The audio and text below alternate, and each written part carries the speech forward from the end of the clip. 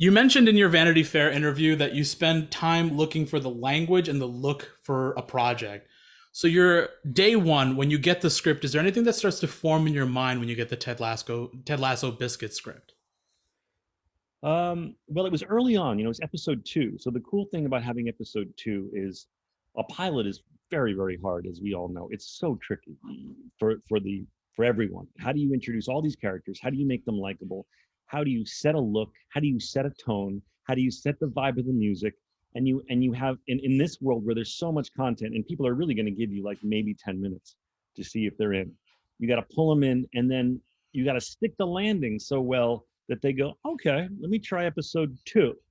And then episode two is a chance where you can begin to spread out and go, okay, we've introduced you to everyone. Now we're going to sort of talk about, introduce what the tone of the show could be in addition to what we first threw at you. And I think Biscuits is a perfect example of this because it shows you that this Jason isn't just going to be a fish out of water story. It's also going to have an incredible amount of heart. It's going to show you a man who isn't bullshit. He is truly this kind and this loving. Um, and how is that going to reverberate through this little community of people involved in this team? Um, and in addition, my episode introduced how they would, as a unit, shoot the football soccer of it all because the pilot didn't really have any in it. So I was looking at it going, I guess my first reaction was, this is really, really funny. How the hell are they going to shoot this in 5 days? Because as a director, you read something and you go, this is amazing. This is amazing. How much time do we have? And you mentioned solos. It was the same thing with solos. I was like, this is incredible. This is incredible. Did you say 3 days? Um, so this initially came to me in 5 days, and I went to Bill and Jason and said, guys, I don't want to let you down. I don't want to let Apple down. There's just no way to accomplish this in 5 days. And I feel like I have 10,000 hours with single camera comedy to have a good sense of that. And Bill, who has 50,000, was like, I know, just do what you can, don't panic. We're working on getting more time. And eventually they did. I think they switched to 7-day schedule on Lasso. On Scrubs, we only had 5, which was pretty incredible when you look at what we would do in a week. Um, so I look at it and I go, I look at it for tone. I look at it for where there's opportunities for unique cinematography. Um, Scenes that where there might be a moment for cool shots or cool walk and talks. Where can I set interesting looks that will make the show feel broader than a very simple establishing shot over tighter. I want to bring some style to the show and bring a unique look to the show. Where do I do that? How do I do that? I have to, of course, study the pilot to see what's begun to have been established. And of course, talk to the showrunners, Bill and Jason, to see what's their appetite. What do they want? Sometimes the camera's a huge character. The camera was a star in Scrubs. It was everywhere and all over the place and doing the most insane shit. Do these guys want that, or do they want a calmer camera that's more observing and quieter? Um, so you're assessing what they want. You're assessing kind of what the pilot. You're not going to run wild from the pilot tone. You want to work with that. So that's what I'm kind of reading for in the first pass, to go, what scenes here are emotional, which ones are more comedic, and where can I insert some style.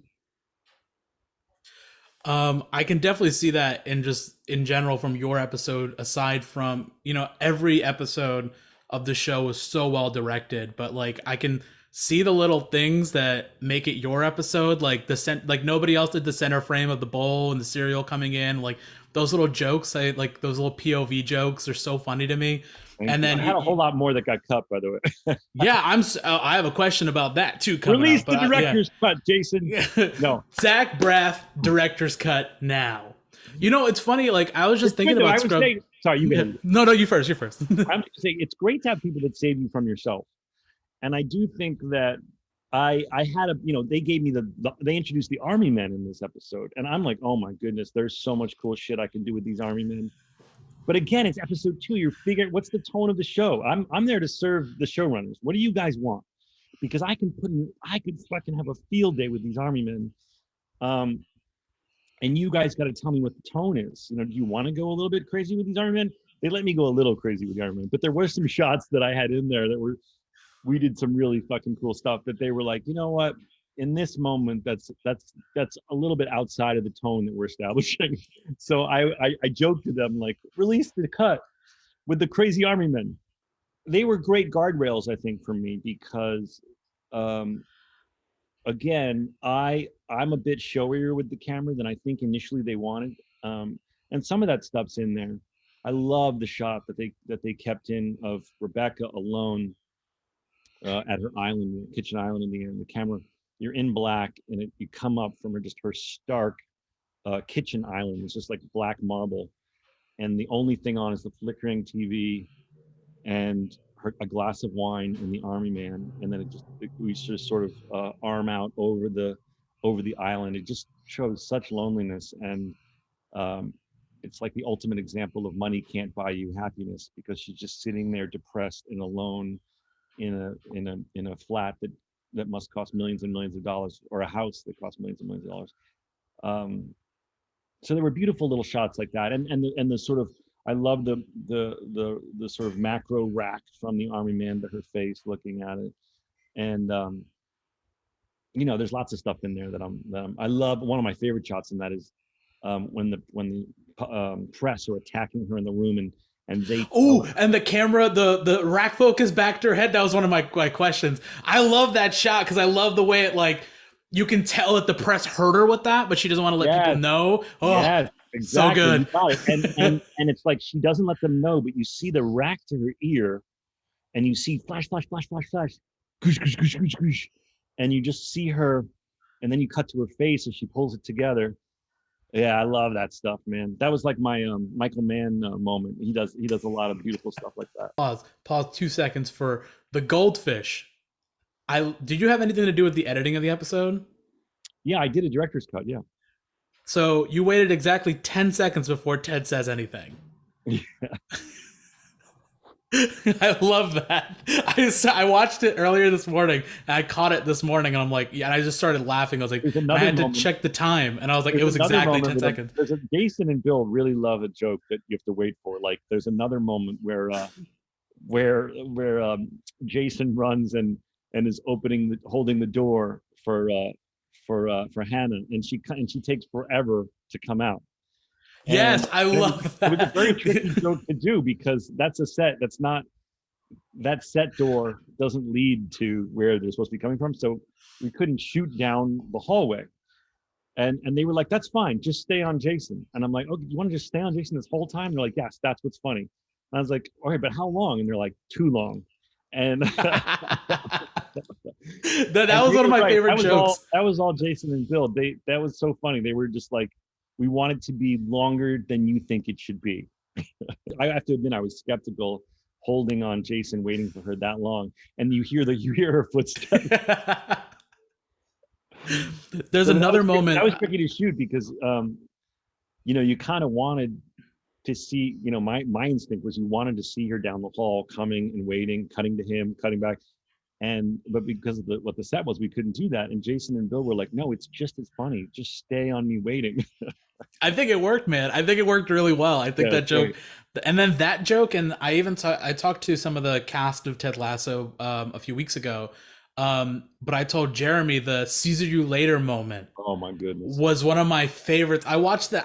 When I first saw it, I rewound that moment like 45 times at least, just to hear hear him. Jason did varying degrees of running back in, um, just to have it, you know, because you don't know how big you want on it. And I think that was the last take where he was just huge.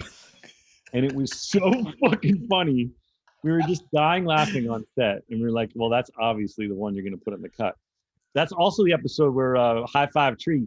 I just did a movie with an 8-year-old boy, and he found out I directed Biscuits, and he comes up to me, he goes, "High five, Tree," which which is so funny. And I think that was a Bill joke on set on the day. He whispered to Jason, he's like, you know, Bill's great, and well, they're both great at this. You look around the environment, and you go, I never noticed that the hat rack looks like a tree, why don't you high five it on the way out and say high five tree? And they're like you just do that. You go, that could be funny. And then of course Jason Sudeikis does it. And it's hilarious.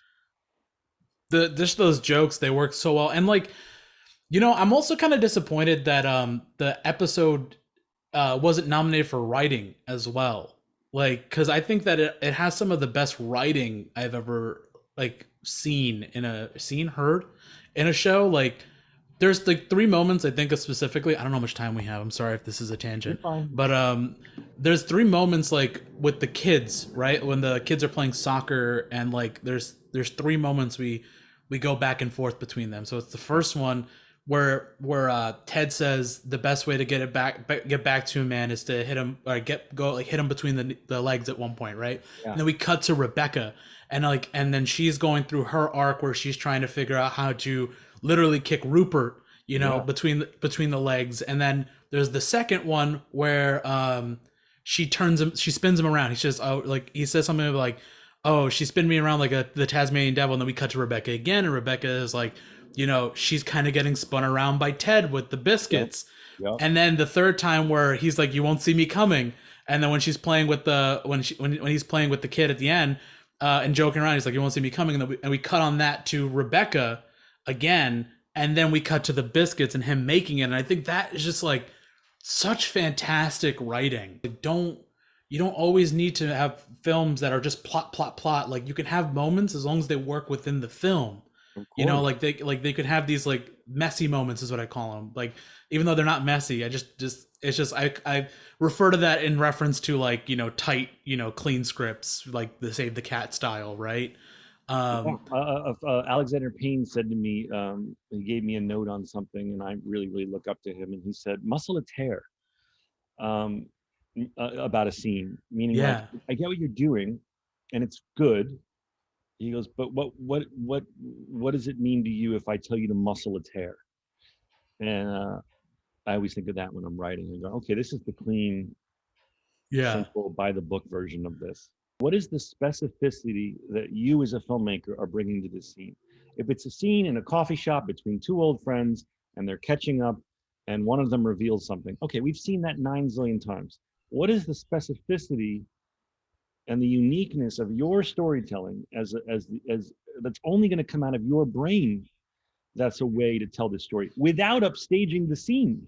Because if you get too showy, oh, well, my thing is I'm going to spin around the camera and then I'm going to cut to a bird's eye down. Well, then I'm not paying attention to the fucking scene. So what is it in the dialogue? What is it about the characters? What is it about the wardrobe? What is it that is a non-upstaging specific thing that you can give the scene? And so that's kind of what it meant to me was the scene is clear, it is what it is, but what's your unique take on it? Why are you telling me this story? What's unique about your version of this story? Yeah, that's one of the things that I've like struggled with in the past, where I'm just like, I'm always trying to shoot in a way where the filmmaking is not distracting, where I want the camera to be part of it, but like I'm not somebody who likes to be like, here's a crane shot and here's like a drone going down and we're getting into a close up. I'm like, that always takes me out. Yeah. We all love dope cinematography and crazy shots. I love gear and gack so much. But there's times, and I use this as an example. I'm sure there's a handful of shots that I shot for this show that were really cool shots, but they weren't. Jason and Bill probably saved me from myself because they went, yeah, that's a really fucking cool shot, but that's upstaging the moment a bit. And I think you got to be careful about that as a filmmaker. Depending on what kind of story you're telling. Does the cool shot make the story better, or does it upstage? So your dad was a theater actor, right?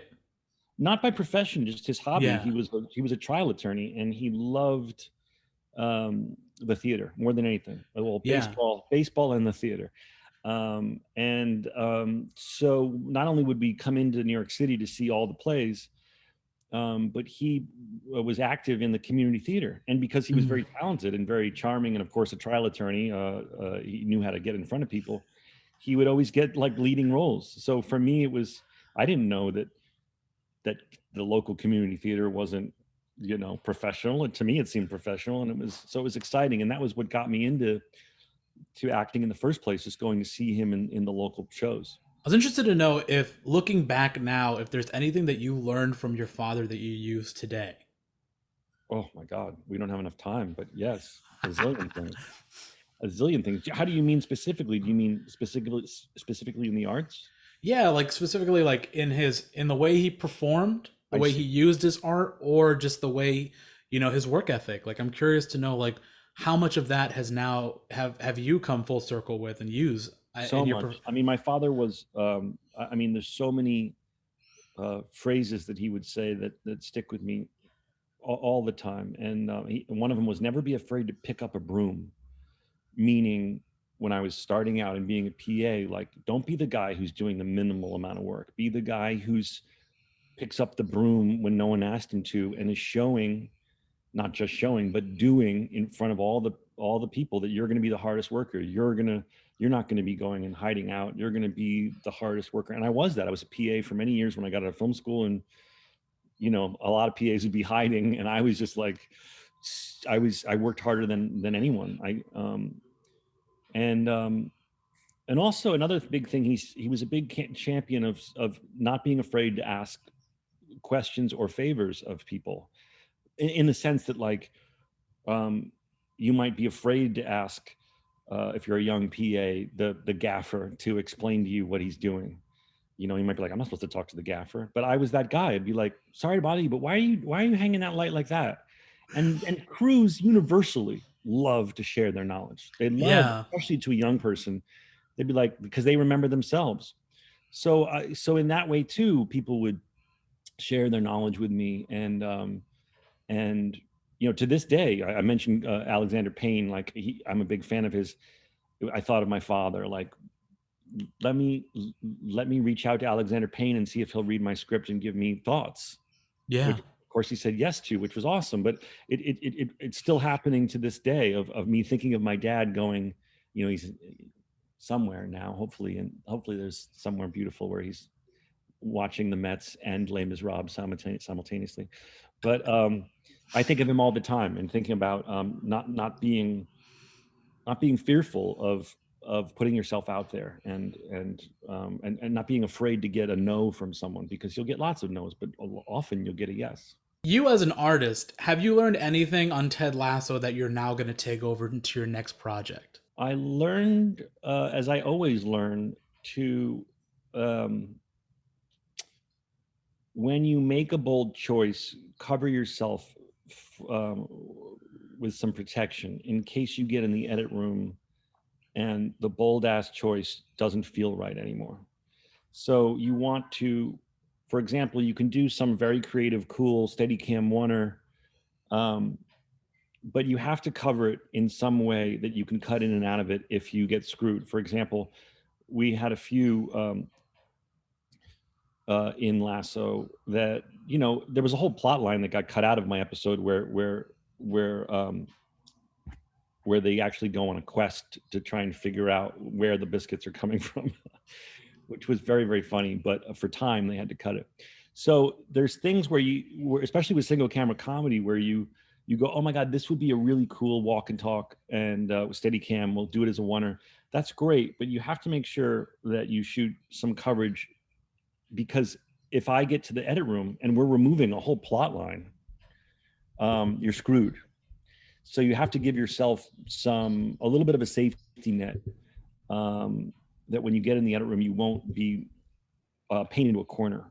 And I've learned that on other times too. But here with Lasso, I made sure to do that, because my experience tells me that, if Rebecca's mentioning something in a long oneer that's going to be lifted, the oneer's not usable anymore.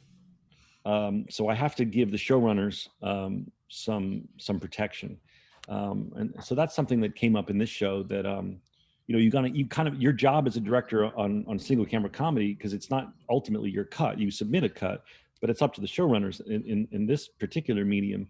So your job is to collect all the stuff that you think they might like, and you go, here's a really crazy shot that I think is cool, but it might be too much for you guys, and here's a really kind of elaborate oneer, you guys might not want it. You might have to cut it for time, but here it is. Here's some coverage in case you can't use it. So I think that's the assignment for the single camera director, is to put his or her stamp on it, but also to give the widest palette possible in 5 or 7 days, whatever it is, to the showrunners, so that they don't get painted into any corners.